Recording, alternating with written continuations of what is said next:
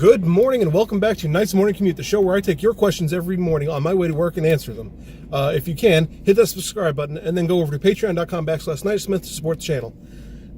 Today's question comes from Mike. You've seen him a bunch of times on my philosophy channels. Great friend of mine. Came undone. And his question today was about knowledge bias and how you can fight knowledge bias. And what knowledge bias is just because you know something doesn't mean everyone knows something. And that can be a huge problem. That can cause a huge problem if you are, in a scholarly field or, even if you're just a kid, really. Because you've all heard, like a 5-year-old, everyone knows that, duh. I get that from my nephew like 1,000 times a day. I'm not sure what the best way to confront that is. Because most often, the issue is with yourself. Just because you know something doesn't mean everybody knows something. And, this is a tough one. Bloody hell, Mike. You never make things easy for me, do you? Okay, so I'd say the best way is to do a self-examination before you get into a debate. And a lot of times this is the issue with political debates too.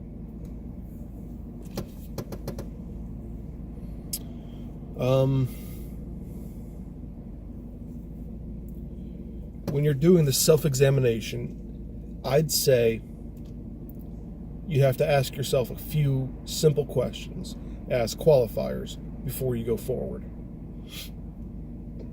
Do I know this? Sorry, what do I know? Where did I learn it? Do I think this other person knows it? Where could they have learned it from? And then, instead of just jumping into your argument or whatever it's going to be, ask them. And here's a great thing too.